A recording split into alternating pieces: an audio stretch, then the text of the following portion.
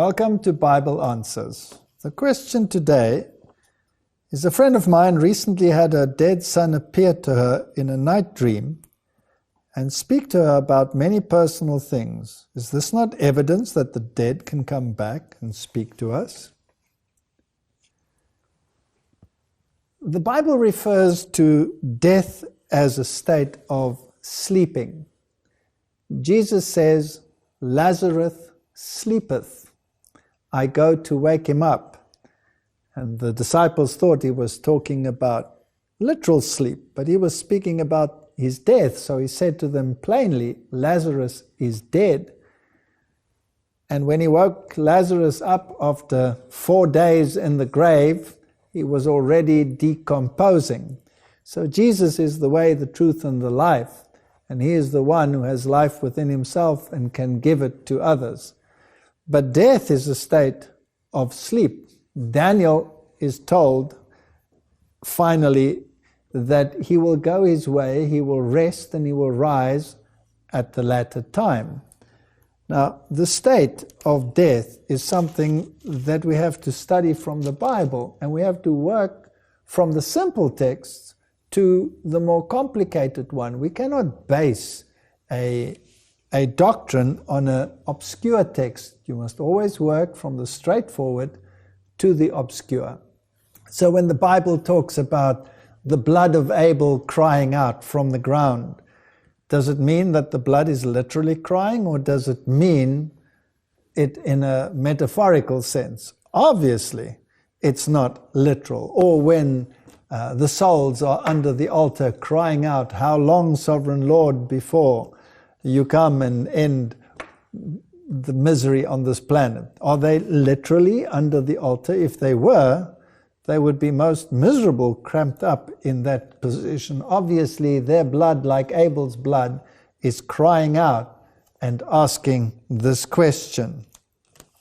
If we turn to Job, and we read there in chapter 7, it says, "Oh, remember that my life is a breath. My eye will never again see good. The eye of him who sees me will see me no more. While your eyes are upon me, I shall no longer be. As the cloud disappears and vanishes away, so he who goes down to the grave does not come up.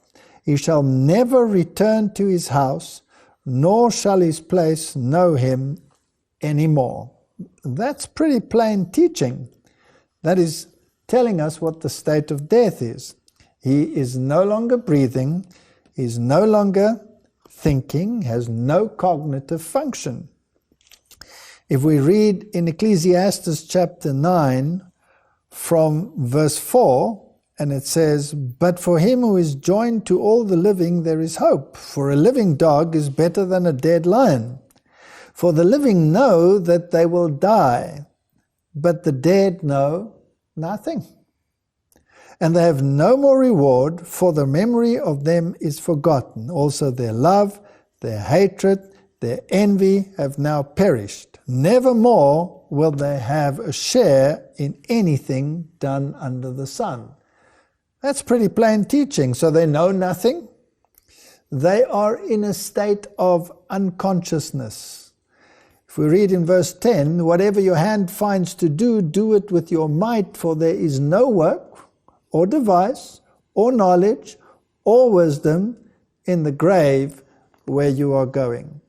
So Jesus taught very plainly that resurrection is the time when people come back to life. If we go to John chapter 14,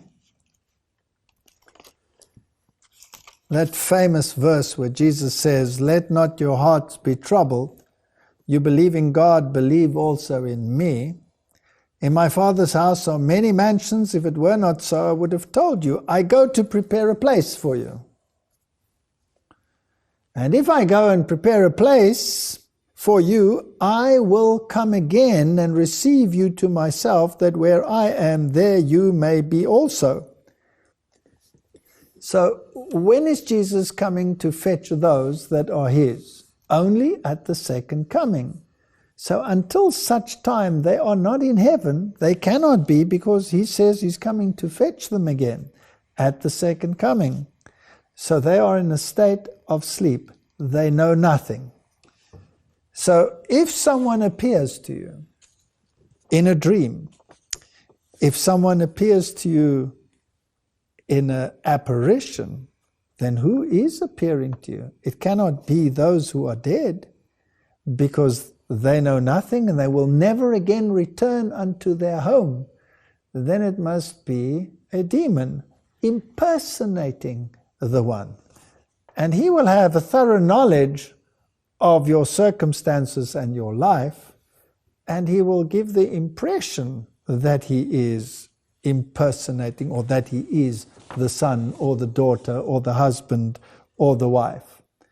And the Bible tells us that we should have nothing to do with spiritism. To the law and to the testimony, if they speak not according to this word, they have no light in them. So the Bible admonishes us to believe the word, and therefore not to believe what apparitions say or spirits say to us.